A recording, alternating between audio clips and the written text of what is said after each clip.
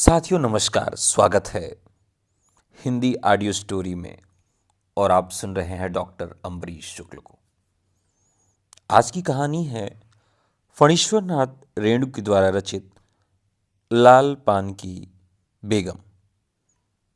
चलिए सुनते हैं इस शानदार कहानी को। क्यों बिरजू की माँ नाच देखने नहीं जाएगी क्या?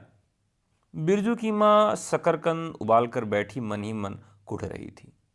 अपने आंगन में 7 साल का लड़का बिरजू शकरकंद के बदले तमाचे खाकर आंगन में लूट पोट कर सारी देह में मिट्टी मल रहा था। चंपिया के सिर भी चुड़ैल मंडरा रही है। आधे आधे आंगन धूप रहते जो गई है सहुआइन की दुकान छोवा गुड़ लाने, सो अभी तक नहीं लौटी। दिया बाती की बेला हो गई। आए आज लौट के जरा बागड़ बकरे की देह में कुकुर माछी लगी थी, इसलिए बेचारा बागड़ रह रह कर कूद फान कर रहा था। बिरजू की माँ बागड़ पर मन का गुस्सा उतारने का बहाना ढूंढकर निकल चुकी। पिछवाड़े की मिर्ज की फूली गाछ बागड़ के सिवा और किसने कलेवा किया होगा। बागड़ को मारने के लिए वह मिट्टी का छोटा ढेला उठा चुकी थी कि पड़ोसन मखनी फुआ की पुकार सुनाई पड़ी। क्यों बिरजू की माँ नाच देखने नहीं जाएगी क्या? बिरजू की माँ के आगे नाथ और पीछे पगहिया न हो तब न फुआ। गर्म गुस्से से बूझी नुकीली बात बुआ की देह में धस गई और बिरजू की माँ ने हाथ के ढेले को पास ही फेंक दिया। बेचारे बागड़ को कुकुर माछी परेशान कर रही है। आहा आए हर आए आए। बिरजू ने लेटे लेटे बागड़ को एक डंडा लगा दिया। बिरजू की माँ की इच्छा हुई कि जाकर उसे डंडे से बिरजू का भूत भगा दे, किंतु नीम के पास खड़ी पनभरनियों की खिलखिलाहट सुनकर रुक गई। बोली, ठार तेरे बप्पा ने बड़ा हथ छुट्टा बना दिया है, तुझे बड़ा हाथ चलता है ना लोगों पर। ठहर। मखनी फुआ नीम के पास झुकी, कमर से घड़ा उतार कर पानी भरकर लौटती पनभरनियों में बिरजू की माँ की बहकी हुई बात का इंसाफ कर रही थी। जरा देखे तो इस बिरजू की माँ को 4 मन पाट जूट का पैसा क्या हुआ, धरती पर पांव ही नहीं पड़ते। निसाफ करो। खुद अपने मुंह से 8 दिन पहले ही गांव की गली गली में बोलती फिरती है। हाँ, इस बार बिरजू के बप्पा ने कहा है कि बैलगाड़ी पर बिठाकर बलरामपुर का नाच दिखा लाऊंगा। बैल अब अपने घर है तो 1000 गाड़ी मांगनी मिल जाएगी। सो मैंने अभी टोक दिया। नाच देखने वाली सब तो औन पौन कर तैयार हो रही हैं, रसोई पानी कर रहे हैं। मेरे मुंह में आग लगे, क्यों मैं टोकने गई? सुनती हो क्या जवाब दिया बिरजू की माँ ने? मखनी फुआ ने पोपले मुंह के होठों के ओर मोड़कर ऐठती हुई बोली निकाली, अरे हाँ, बिरजू की माँ मैया के आगे नाथ और पीछे पगहिया ना हो तब ना आ। जंगी की पुतोही बिरजू की माँ से नहीं डरती। बस जरा गला खोल कर ही कहती है, फुआ सर्वे शीतल मिट्टी सर्वे सेटलमेंट के हाकिम के बरसा पर फूल छाप किनारी वाली साड़ी पहन के तू भी भंटा की भेंटी चढ़ाती तो तुम्हारे नाम से भी 2-3 बीघा धनहर जमीन का पर्चा कट जाता। फिर तुम्हारे घर भी आज 10 मन सोना बंग पाट होता, जोड़ा बैल खरीदता, फिर आगे नाथ और पीछे सैकड़ों पगहिया झूलती। जंगी की पतोह मुंहजोर है, रेलवे स्टेशन के पास की लड़की है, 3 ही महीने हुए गौने की नई बहू होकर आई है और सारे कुरमा टोली की सभी झगड़ालू सासों से एक आध मोर्चा ले चुकी है। उसका ससुर जंगी दागी चोर है, सिड किलासी है, उसका खसम रंगी कुरमा टोली का नामी लठैत, इसलिए हमेशा सींग घुमाती फिरती है जंगी की पतोहू। बिरजू की माँ के आंगन में जंगी की पतोहू की गला खोल बोली गुलेल की गोलियों की तरह दंदनाती हुई आई थी। बिरजू की माँ ने एक तीखा जवाब खोज कर निकाला, लेकिन मन महसूस कर रह गई। गोबर की ढेरी में कौन ढेला फेंके? जीभ के झाल को गले में उतारकर बिरजू की मां ने अपनी बेटी चंपिया को आवाज दी। अरे चंपिया, या आज लौटे तो तेरी मूडी मरोड़ कर चूल्हे में झोंकती हूं। दिन दिन बेचाल होती जाती है। गांव में तो अब थिएटर, बायोस्कोप का गीत गाने वाली पुतरिया, पतोहू सब आने लगी हैं। कहीं बैठे के बाजे न मुरलिया सीख रही होगी। हर जाई, अरे चंपिया। जंगी की पतोहू ने बिरजू की मां की बोली का स्वाद लेकर कमर पर घड़े को संभाला और मटक कर बोली, चल दीदिया चल, इस मोहल्ले में लाल पान की बेगम बसती है। नहीं जानती दोपहर दिन और चौपहर रात बिजली की बत्ती भग भग कर जलती है। भग भग बिजली बत्ती की बात सुनकर न जाने क्यों सभी खिलखिलाकर हंस पड़ी। फुआ की टूटी हुई दांत पंक्तियों के बीच से एक मीठी गाली निकली, शैतान की नानी।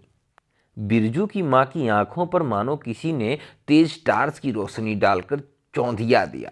भग भग बिजली बत्ती। 3 साल पहले सर्वे कैंप के बाद गांव की जलन ढाई औरतों ने एक कहानी गढ़ के फैलाई थी कि चंपिया की मां के आंगन में रात भर बिजली बत्ती भुकभुकाती थी।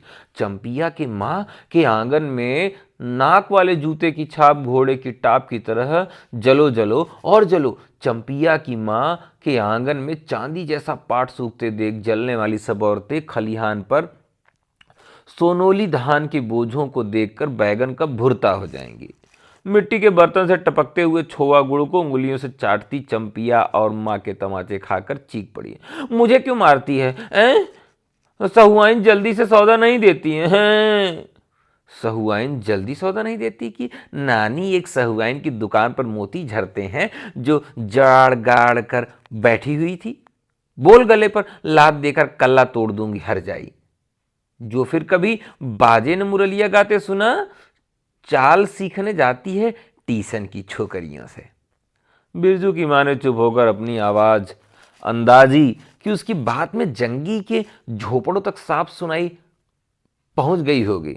बिरजू बीती हुई बातों को भूलकर उठ खड़ा हुआ और धूल झाड़ते हुए बर्तन से टपकते गुड़ को ललचाई निगाह से देखने लगा। दीदी के साथ वह भी दुकान जाता तो दीदी उसे भी गुड़ चटाती जरूर।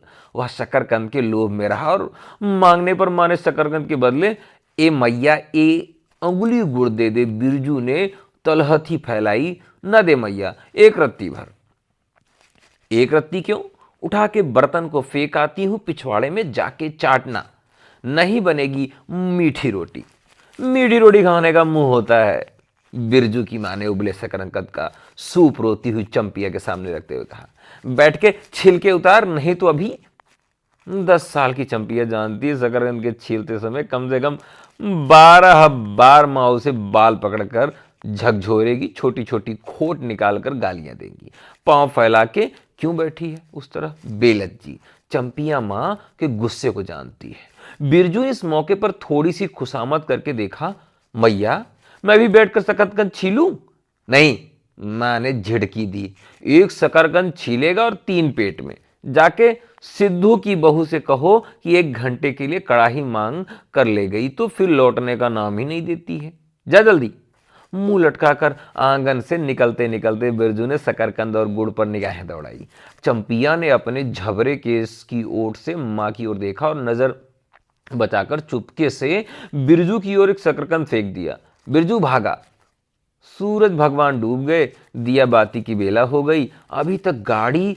चंपिया बीच में ही बोल उठी, कोयरी टोले में किसी ने गाड़ी नहीं दी मैया। बप्पा बोले मां से कहना सब ठीक ठाक करके तैयार रहें, मलदहिया टोली के मियाजान की गाड़ी लाने जा रहा हूं। सुनते ही बिरजू की मां का चेहरा उतर गया, लगा छाते की कमानी उतर गई। घोड़े से अचानक कोयरी टोले में किसी ने गाड़ी मांगने नहीं दी। तब मिल चुकी गाड़ी। जब अपने गांव के लोगों की आंख में पानी नहीं तो मलदहिया टोली के मियाजान की गाड़ी का क्या भरोसा। न 3 में न 13 में क्या होगा, शकरकंद छीलकर रख दे उठा के। यह मर्द नाच दिखाएगा, बैलगाड़ी पर चढ़कर नाच दिखाने ले जाएगा। चढ़ चुकी बैलगाड़ी पर देख चुकी जी भर नाच, पैदल जाने वाली सब पहुंचकर पुरानी हो चुकी होंगी। बिरजू छोटी कड़ाही सिर पर औंधा वापस आया। देख दीदिया, मलेटरी टोपी, इस पर 10 लाठी मारने पर भी कुछ नहीं होता। चंपिया चुपचाप बैठी रही, कुछ बोली नहीं, जरा सी मुस्काई भी नहीं। बिरजू ने समझ लिया मैया का गुस्सा भी उतरा नहीं है पूरे तौर से। मढ़ैया के अंदर से बागड़ को बाहर भागती हुई बिरजू की माँ बड़बड़ाई, कल ही पंचकौड़ी कसाई के हवाले करती हूँ राकस तुझे, हर चीज में मुंह लगाएगा। चंपिया बांध दे बागड़ को, खोल दे गले की घंटी, हमेशा टुनुर टुनुर टुरुर टुनुर मुझे जरा नहीं सुहाता है। टुनुर टुनुर सुनते ही बिरजू को सड़क से जाती हुई बैलगाड़ियों की याद आई। अभी बबुआन टोले की गाड़ियां नाच देखने जा रही थी। झुनुर झुनुर बैलों की झुमकी तुमने सुना? बेसी बकबक मत करो, बागड़ के गले से झुमकी खोलती बोली चंपिया। चंपिया डाल दे चूल्हे में पानी, बप्पा आवे तो कहना कि अपने उड़न जहाज पर चढ़कर नाच देख आए। मुझे नाच देखने का शौक नहीं है, मुझे जगाइयो मत कोई, मेरा माथा दुख रहा है। मढ़ैया के ओसरे पर बिरजू ने फिसफिसा के पूछा, क्यों दीदिया, नाच में उड़न जहाज भी उड़ेगा? चटाई पर कथरी ओढ़कर बैठती हुई चंपिया ने बिरजू को चुपचाप अपने पास बैठने का इशारा किया। मुफ्त में मार खाएगा बेचारा। बिरजू ने बहन की कथरी में हिस्सा बांटते हुए चुक्की मुक्की लगाई। जाड़े के समय सिर्फ घुटने में ठुड्डी रखकर चुक्की मिक्की लगाना सीख चुका है वह। उसने चंपिया के कान के पास मुंह ले जाकर कहा, हम लोग नाच देखने नहीं जाएंगे, गांव में एक पंछी भी नहीं है, सब चले गए। चंपिया तिल भर भी भरोसा नहीं, संझा तारा डूब रहा है, बप्पा अभी तक गाड़ी लेकर नहीं लौटे। 1 महीना पहले ही मैया कहती थी बलरामपुर के नाच के दिन मीठी रोटी बनेगी, चंपिया छीट की साड़ी पहनेगी, बिरजू पैंट पहनेगा। बैलगाड़ी पर चढ़कर चंपिया की भीगी पलकें पर एक बूंद आंसू आ गया। बिरजू का दिल भर आया। उसने मनी मन इमली पर रहने वाले जिन बाबा का एक बैगन कबूला, गांच का सबसे पहला बैगन। उसने खुद जिस पौधे को रोपा है। जल्दी से गाड़ी लेकर बप्पा भेज दो जिन बाबा। मढ़ैया के अंदर बिरजू की माँ चटाई पर पड़ी करवटें ले रही थी। पहले से किसी बात का मंसूबा नहीं बांधना चाहिए किसी को। भगवान ने मंसूबा तोड़ दिया, उसको सबसे पहले भगवान से पूछना है, यह किस चूक का फल दे रहे हो भोले बाबा? अपने जानते उसने किसी देवता पितर की मान मनौती बाकी नहीं रखी। सर्वे के समय जमीन के लिए जितनी मनौतियां की थी ठीक ही, तो महावीर जी का रोड तो बाकी ही है। हाय दैया, भूल चूक माफ करो महावीर बाबा, मनौती दूनी करके चढ़ाएगी बिरजू की माँ। बिरजू की माँ ने मन में रह रह कर जंगी की पतोहों की बातें चुगती है। भग भग बिजली बत्ती, चोरी चमारी करने वाली की बेटी पतोहू जलेगी नहीं। 5 बीघा जमीन क्या हासिल की बिरजू की बप्पा ने गांव की भाई खैकियों की आंखों में किरकिरी पड़ गई। खेत में पाट लगा देखकर गांव के लोगों की छाती फटने लगी। धरती फोड़कर पाट लगा है, बैसाखी बादलों की तरह उमड़ते आ रहे पाट के पौधे तो अलान तो फलान, इतनी आंखें धार, भला फसल सहेज। जहां 15 मन पाट होना चाहिए, सिर्फ 10 मन पाट कांट पर तौल के ओजन हुआ भगत के यहाँ। इसमें जलने की क्या बात है भला? बिरजू के बप्पा ने तो पहले ही कुरमा टोली को एक आदमी को समझा के कहा था, जिंदगी भर मजदूरी करते रह जाओगे, सर्वे का समय आ रहा है, लाठी कड़ी करो तो 2-4 बीघे जमीन हासिल कर सकते हो। सो गांव को किसी पुत खौखी के भातार के सर्वे में समय बाबू साहब के खिलाफ खास भी नहीं। बिरजू के बप्पा को कम सहना पड़ा है। बाबू साहब गुस्से से सर्कस नाच के बाग की तरह घुमड़ते रह गए। उनका बड़ा बेटा घर में आग लगाने की धमकी देकर गया। आखिर बाबू साहब ने अपने सबसे छोटे लड़के को भेजा। बिरजू की माँ का मौसी कह के पुकारा, यह जमीन बापूजी के ने मेरे नाम से खरीदी थी, मेरी पढ़ाई लिखाई इसी जमीन के ऊपर से चलती है। और भी कितनी बातें, खूब मोहना जानता है उतना जरा सा लड़का, जमींदार का बेटा है कि। चंपिया, बिरजू सो गए क्या? यहां आजा बिरजू, अंदर तू भी आजा। चंपिया, भला आदमी आए तो एक बार आजा। बिरजू के साथ चंपिया अंदर चली गई। ढिबरी बुझा दे, बप्पा बुलाए तो जवाब मत देना, खपच्ची गिरा दे। भला आदमी रे भला आदमी, मुंह देखो इस मर्द का। बिरजू की माँ दिन रात मंझा न देती रहती तो ले चुके थे जमीन। रोज आकर माथा पकड़ के बैठ जाएं, मुझे जमीन नहीं लेनी है। बिरजू की माँ मजूरी ही अच्छी, जवाब देती थी। बिरजू की माँ खूब सोच समझ के छोड़ दो, जब तुम्हारा कलेजा ही स्थिर नहीं होता तो क्या होगा? जोरू जमीन जोर के नहीं तो किसी और के। बिरजू के बाप पर बहुत तेजी से गुस्सा चढ़ता ही जाता है। बिरजू की माँ का भाग ही खराब है, जो ऐसा गोबर गणेश घर वाला उसे मिला है। कौन सा शौक मौज दिया है उसके मर्द ने, कोल्हू के बैल की तरह खटकर सारी उम्र काट दी। इसके यहाँ कभी एक पैसे की जलेबी लाकर दी है उसके खसम ने? पाट का दाम भगत के यहाँ से लेकर बाहर ही बाहर बैल हट्टा चले गए। बिरजू की माँ ने एक बार नमरी लोट देखने में भी नहीं देखे दिया, आंख से बैल खरीद लाए। उसी दिन गांव में ढिंढोर पीटने लगा कि बिरजू की माँ इस बैलगाड़ी पर चलकर जाएगी नाच देखने, दूसरे की गाड़ी के भरोसे नाच न दिखाएगा। अंत में उसे अपने आप पर क्रोध ही आया। वह खुद भी कुछ कम नहीं, उसकी जीभ भी आग लगे। बैलगाड़ी पर चढ़कर नाच देखने की लालसा किस कुछ समय में उसके मुंह से निकली थी, भगवान जाने। फिर आज सुबह से दोपहर तक किसी न किसी बहाने उसने 18 बार बैलगाड़ी पर नाच देखने की चर्चा छेड़ी है। लोग खूब देखो नाच, कथरी के नीचे दुसाले का सपना, कल भोरे पानी भरने के लिए जब जाएंगी पतली जीभ वाली पुतरिया, सब हंसते आएंगी हंसती जाएंगी, सभी जलते हैं उससे। हाँ भगवान, दाढ़ी जरा भी।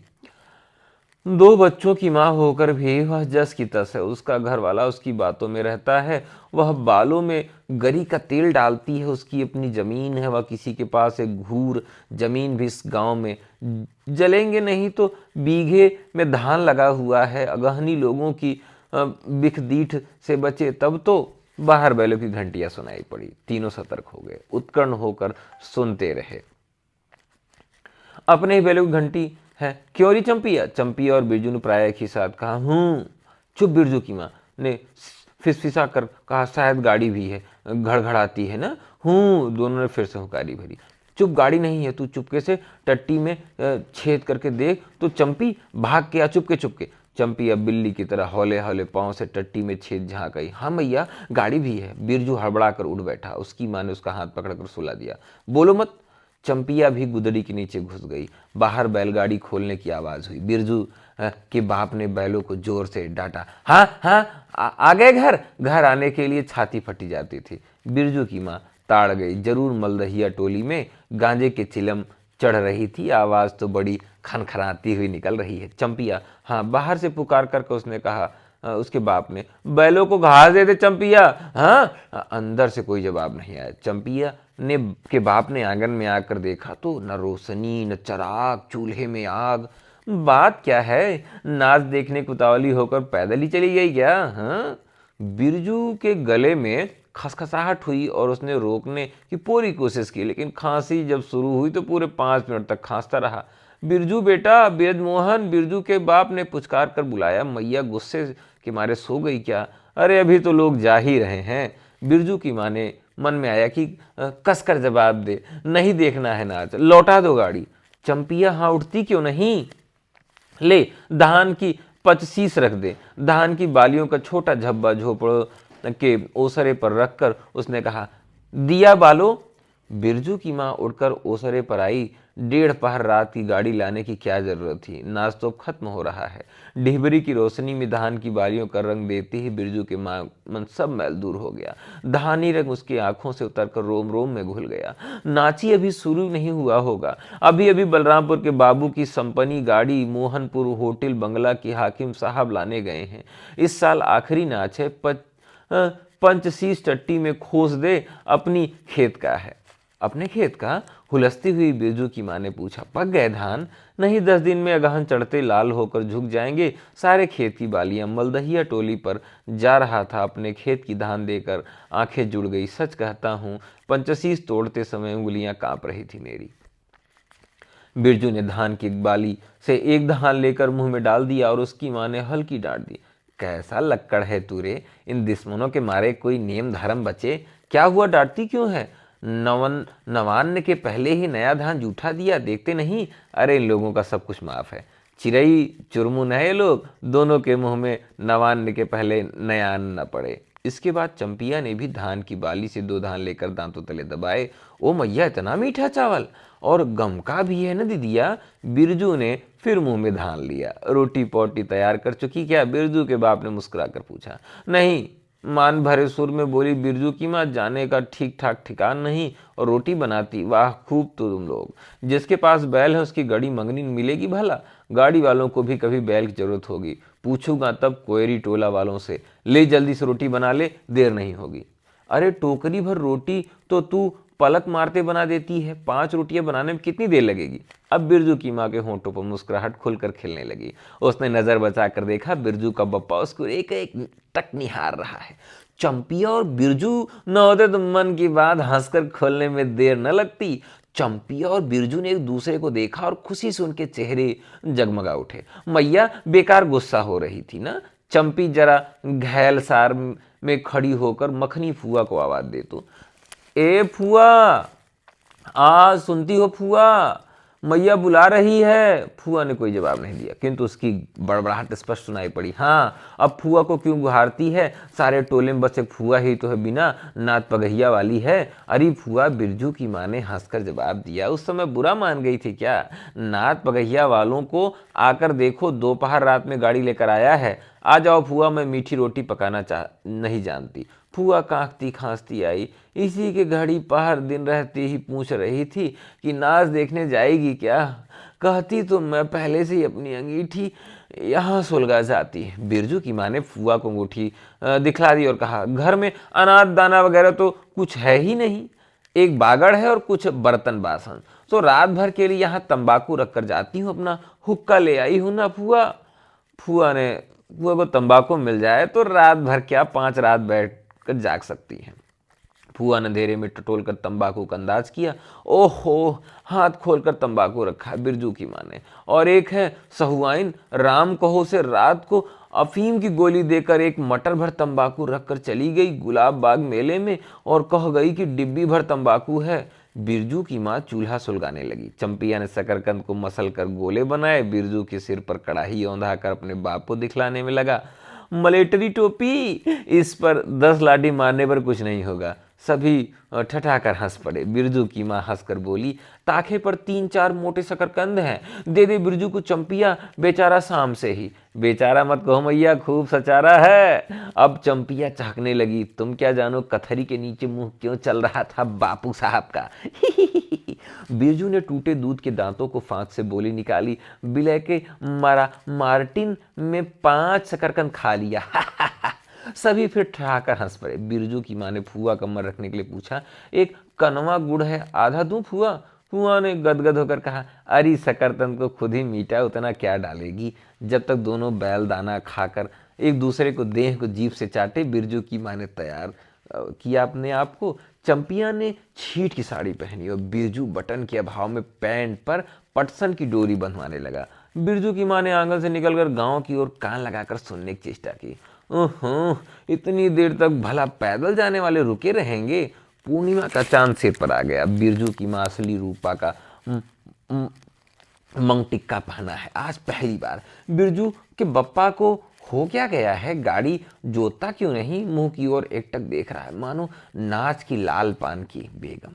गाड़ी पर बैठते ही बिरजू की माँ की देह में एक अजीब गुदगुदी लगने लगी। उसने बांस की बल्ली को पकड़कर कहा, गाड़ी पर अभी बहुत जगह है, जरा दाहिनी सड़क से गाड़ी हाँकना। बैल जब दौड़ने लगे, पहिया जब चूं चूं करके घर घर आने लगा, बिरजू से नहीं रहा गया। उड़न जहाज की तरह उड़ाओ बप्पा। गाड़ी जंगी के पिछवाड़े पहुंची। बिरजू की माँ ने कहा, जरा जंगी से पूछो ना, उसकी पतोहू नाच देखने चली गई क्या? गाड़ी के रुकते ही जंगी की झोपड़े से आती हुई रोने की आवाज़ स्पष्ट हो गई। बिरजू के बप्पा ने पूछा, अरे जंगी भाई, कहो, कन्न रोहट हो रहा है आंगन में? जंगी घूर ताप रहा था। बोला, क्या पूछते हो रंगी, बलरामपुर से लौटा नहीं, पतोहिया नाच देखने कैसे जाए? आसरा देखते देखते उधर गांव की सभी औरतें चली गई। अरे ट्यूशन वाली तो रोती है काहे? बिरजू की माँ ने पुकार कर कहा। आज झट से कपड़ा पहनकर, सारी गाड़ी पड़ी हुई है बेचारी, आ जल्दी। बगल के झोपड़े से राधा की बेटी सुनरी ने कहा, काकी गाड़ी में जगह है, मैं भी आ जाऊं? बांस की झाड़ी से उस पार लरेना खवास का घर है। उसकी बहू भी नहीं गई। गिलट का झुमकी कड़ा पहनकर झमकती आ रही है। आजा, जब बाकी रह गई है सब आ, जल्दी जल्दी। जंगी की पतोहू, लरेना की बीवी और राधे की बेटी सुनरी तीनों गाड़ी के पास आई। बैल ने पिछली पैर फेंका। बिरजू के बाप ने एक भद्दी गाली दी, साला लताड़ मारकर लंगड़ी बनाएगा पतोहू को। सभी ठहाकर हंस पड़े। बिरजू के बाप ने घूंघट में झुकी दोनों पतोहुओं को देखा। उसने अपने खेत में झुकी बालियों की याद आ गई। जंगी की पतोहू का गौना 3 ही मास पहले हुआ है। गौने की रंगीन साड़ी से कड़वे तेल और लठवा सिंदूर की गंध आ रही है। बिरजू की माँ को अपने गौने की याद आई। उसने कपड़े की गठरी से 3 मीठी रोटियां निकाल कर कहा, खा ले एक एक करके, सिमराहा के सरकारी कूप में पानी पी लेना। गाड़ी गांव के बाहर होकर धान के खेतों के बगल से जाने लगी। चांदनी कार्तिक की, खेतों से धान के झरते फूलों की गंध आती है। बांस की झाड़ी में कहीं दुधी की लता फूली है। जंगी की पतोहू ने एक बीड़ी सुलगाकर बिरजू की माँ की ओर बढ़ाई। बिरजू की माँ को अचानक याद आई। चंपिया, सुनरी, लरीना की बीबी, जंगी की पतोहू, ये चारों ही गांव में बैस्कोप का गीत जानती हैं खूब। गाड़ी की लीक धान के खेतों के बीच होकर गई। चारों ओर गौने की साड़ी की खसखसाहट जैसी आवाज होती है। बिरजू की माँ के माथे के मंगटिक्के पर चांदनी छिटकी है। अच्छा, एक बायोस्कोप का गीत गा तो चंपिया, डरती है काहे, जहां भूल जाओगी बगल में मास्टरनी बैठी ही है। दोनों पतोहुओं ने नहीं, किंतु चंपिया और सुनरी के खसा खसकर गला साफ किया। बिरजू के बाप ने बैलों को ललकारा, चल भैया और जरा जोर से गा रे चंपिया, नहीं तो बैलों को धीरे धीरे चलने को कहूंगा। जंगी की पतोहू ने चंपिया के कान के पास घूंघट ले जाकर कुछ कहा और चंपिया ने धीमे से शुरू किया, चंदा की चांदनी। बिरजू के गोद में लेकर बैठी उसकी माँ की इच्छा हुई कि वह भी साथ साथ गीत गाए।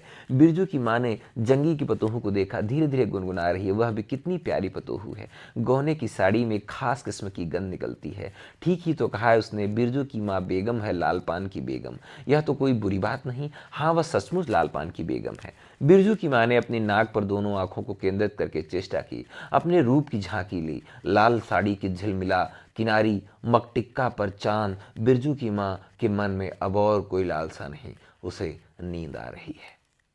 तो साथियों, इस कहानी का वाचन आपको कैसा लगा कमेंट करके जरूर बताइएगा। निश्चित तौर पर यह कहानी आप सबको पसंद आई होगी। जल्दी ही हम लोग एक और कहानी का वाचन करेंगे। इस तरह से जो भी महत्वपूर्ण कहानियां हैं उन पे चर्चा चलती रहेगी। आज का एपिसोड यहीं तक। इजाज़त दीजिए डॉक्टर अम्बरीश को। धन्यवाद।